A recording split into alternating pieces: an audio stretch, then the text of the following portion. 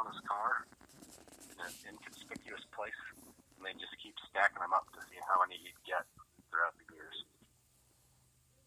Oh, wow. Yeah. That's terrible. Yeah. All right, so now, do you ever watch movies, Andy? Movies? Yeah, you Not really. Yeah, no, I don't have cable or anything. I don't watch too many movies. But I can't remember the last movie I went to. But probably a Star Wars movie or something. I don't know. do you have a favorite movie of all time? All time.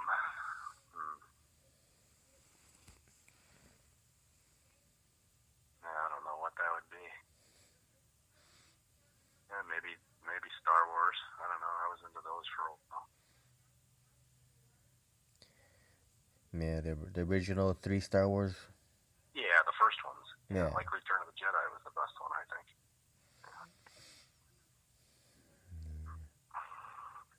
Now, when you were growing up, did you have a favorite cartoon?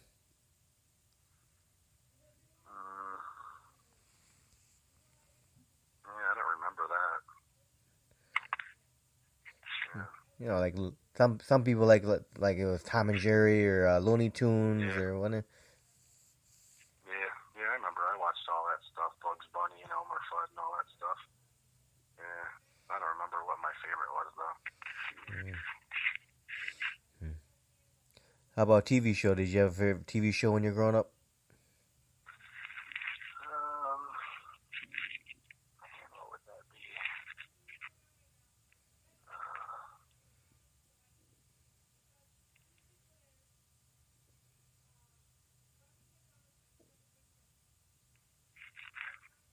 I don't know. I don't know what my favorite. You think those would be easy questions? I don't know. I don't know what it would be. I was kind of, when I was a kid, I'm kind of like I am now. I don't think I watched too much TV.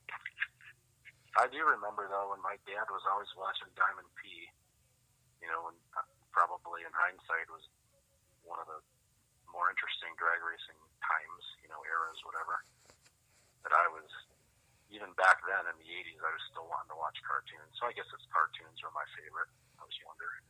Yeah. I did like the Diamond P, though. That was good stuff. Steve Evans and yeah. So now, when you were younger, did you go to a lot of drag races? We did. Yeah, we did go. When I lived in Sioux City, we'd go to Topeka. Went to Topeka a few times. We went to Brainerd, Minnesota. We went to Denver, Colorado. You know, in the 80s. Yeah, I remember that. During the 80s, we'd go watching Garlitz and Prudhomme and, you know, all those people back then. Yeah, I had all the poster cards and all their signatures and all that kind of stuff when I was a kid, running around collecting the poster cards. Yeah, that was fun for me. For sure. Oh, yeah, I remember grabbing all those hero cards. My dad used to start taking me when I was about 4 or 5 years old, and my dad started dragging me to drag races. We were going to Great Lakes Dragway and US 30 in Indiana.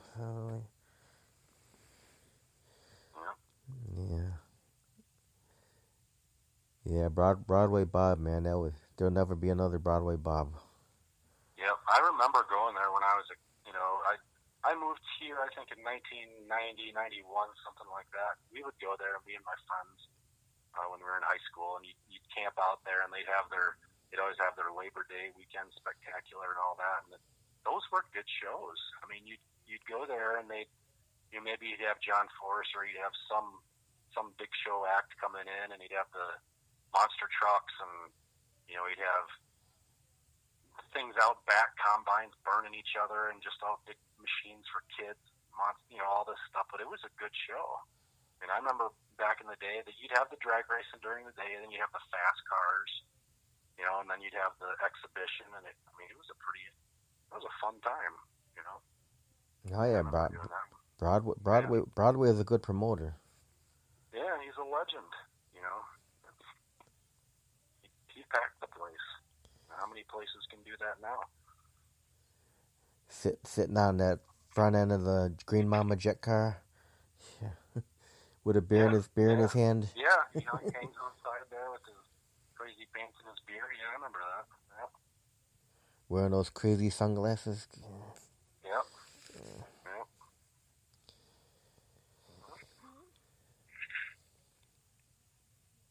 Yeah, I think it's all about money these days. I think the Great Lakes Dragway, they don't have the money to put out bring in anything much that other than what they always bring in Memorial Day and Labor Day weekend now. Yeah, I don't know what it would do. You know who's good at it now? I think is a guy from Norwalk, Bader.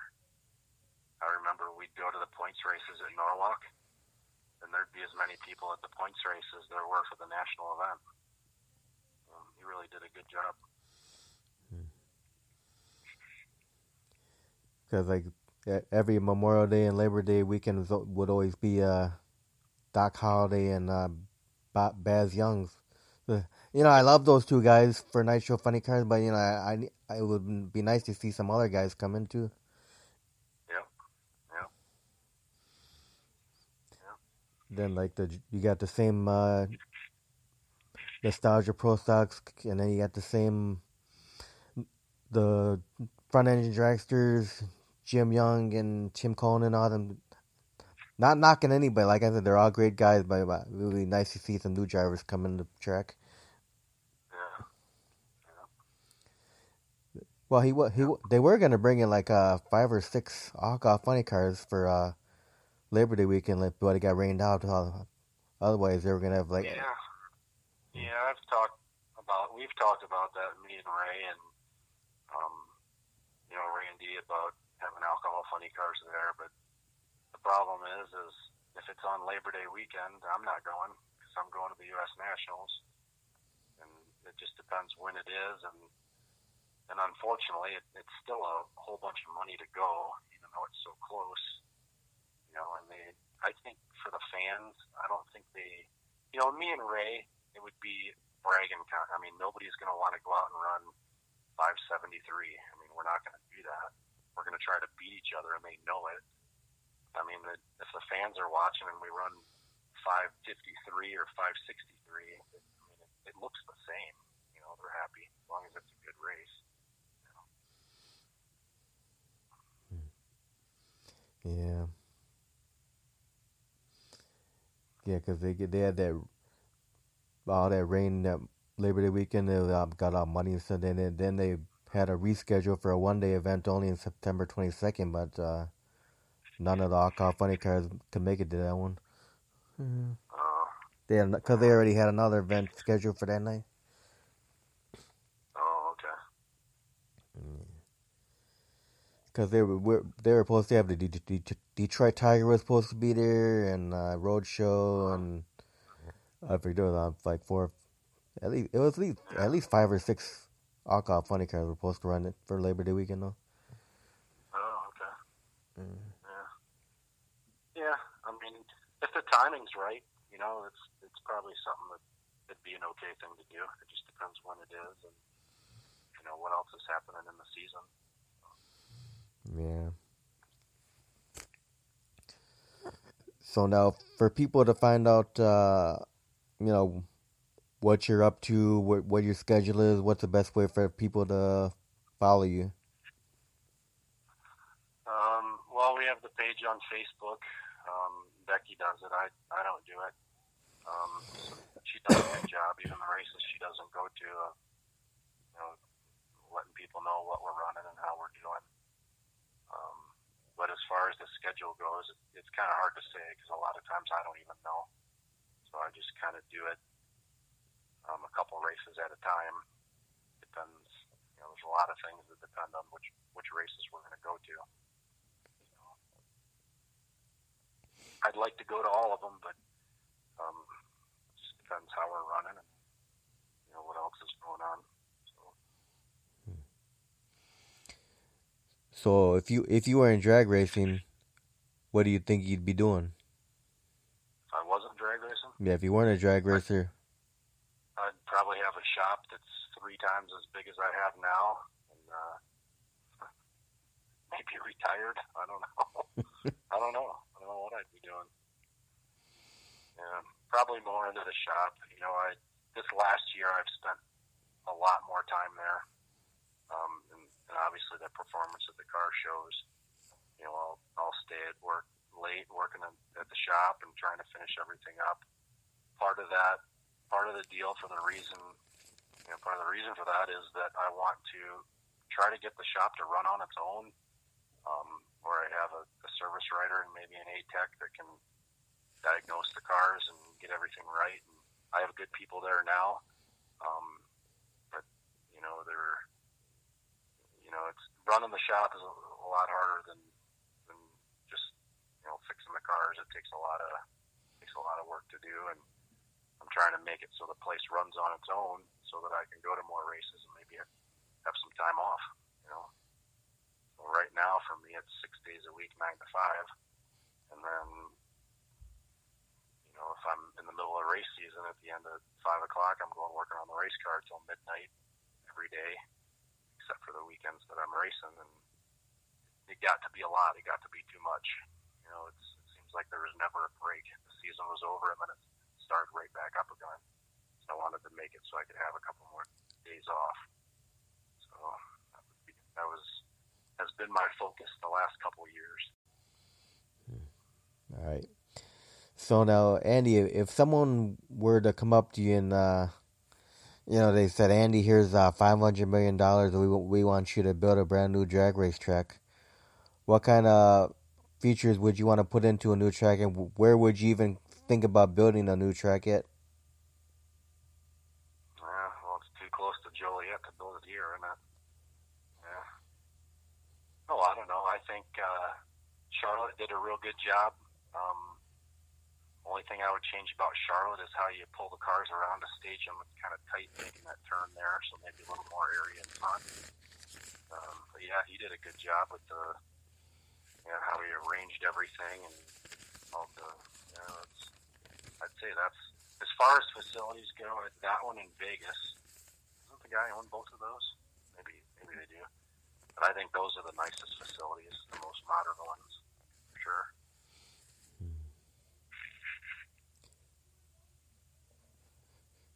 Like its own little racing city. Like when you come into Charlotte, it's pretty cool. So when's the last time you've been to Great Lakes Dragway?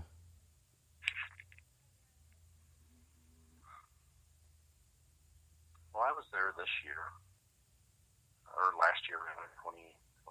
I think I was there for King of the Street race, I believe. I think we went and watched that. A friend of mine, Kilpatrick in Waukesha, he runs his cars there. I went and watched them. I think they won it. Yeah, they beat Brian Mitchell, right? Yeah, he won it. Yeah. Yeah, so I went last year. I went to a couple races last year. Bad judgment. Yep, bad judgment. Yep. Yeah, I think Clinton. Yeah, they won. I think he smoked the tires and pedaled it and still won. Yeah, I've never been to one of those events. It looks crazy though with all them people on the starting line. Yeah, I couldn't believe that. I mean, we were standing off by the fence, but they let you pretty much stand next to the cars, and that's pretty crazy. But yeah, that's what they let them do. Yeah. I think they got a lot of betting going on in those kind of races too, don't they? Oh, I'm sure. So now, what the alcohol funny cars? Did you have a greatest competitor out there? It changes throughout the years. Back in the division, I guess it was always me and Mick Snyder. Seems like we'd always be racing each other. Greatest competitor. Me and Ray like to joke racing. I think this last year he's beaten me more than I've beaten him. So, but you're friends. I have to race my friend Todd. I think we ended up, I got 2 and he got 2. I don't know what me and Ray's thing is, who's won more, but I go to win the race. I don't know. know who my greatest competitor, the toughest guy out there, this year is Bellamy. I think they got there last year. They got a perfect score. And before him, it was Westerfield. And obviously, when Manzo was still racing, he was the best of all time. So I guess they were the best competitors. But there's nobody that I hate racing or anything. You know, for as far as all the racers out there, I think they're all pretty much fair. We all get along. There's nobody that I despise or hope nobody despises me.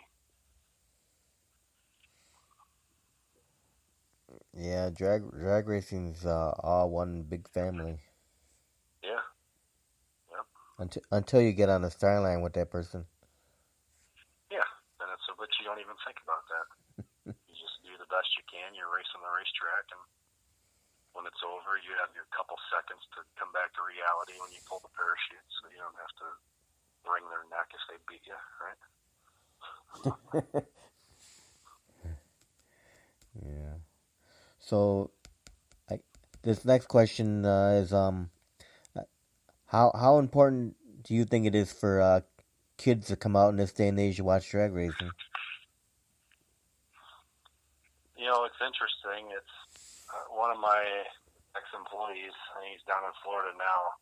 I think it is important. You know, what you do to get kids out there. I don't know how you bring it to them, but I remember what he said to me. He goes, I'm like, well, what makes you want to be a mechanic? Why do you want to do this? He works for me, and he ended up buying a Grand National. He had an Evolution. He's a racer, too. He wants to race. I'm like, what got you involved in it? How did it, you know, for me, it was my dad, like he asked me earlier.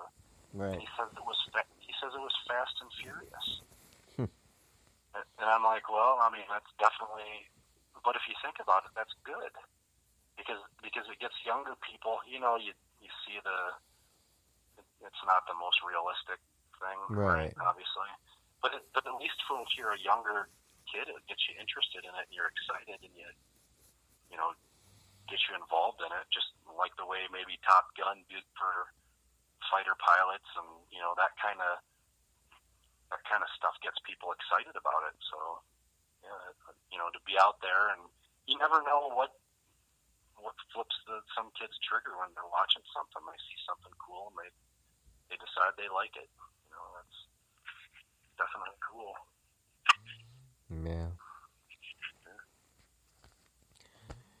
So, all right. So, Andy, you have any final words or thank yous you want to do before we finish off?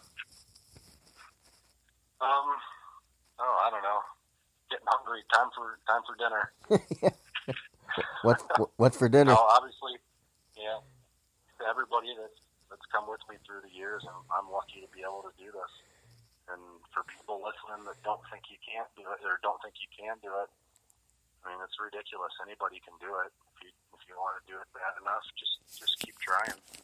You know, I did little by little. It was an altered, and then it was a blower, and it kept going up step by step till eventually it was a funny car. There was no grand scheme for this, or I didn't think I would have this when I was 20 or anything. It just kind of happened. You know, if you want to do it, do it. You'd be surprised what you can do if you just keep trying. You know? Yeah, you can do anything if you put your mind to it. That's right. That's right. Who says it? Henry Ford? If you think that you can and you think that you can't, well, I'm probably going to murder this saying. You're right. Both things are right. Yep. So what's for dinner tonight? I don't know. I think I'm just going to order a pizza now. 8 o'clock. What do I have here? Yeah, I'm probably just going to order. I very rarely do that. All right, I'm going to ask you one more question now. Since you said you're going to order pizza, what do you like on your pizza? I'll probably get cheese, sausage, pepperoni, green peppers. That's what I'll get. Nifazino's is right down the street, and they're pretty good at it. I got this pizza making book, and we go out there, and the people that own it, they're Gino and Pasquale and them. I'm like, how do you make your dough? What do you do? And, you know, and they're like, oh, come on, kid. I'm like, on your peel, what do you put on there? Do you put semolina flour? Do you put what do you do? Tell me your secrets. Gina goes back there and he gives me some crust. He goes, here's some crust. Quit asking me questions. Okay. So I guess they don't want to tell me. No, I don't think so, Andy. Yeah. Well, Andy, I want to thank you very much for taking time tonight to interview.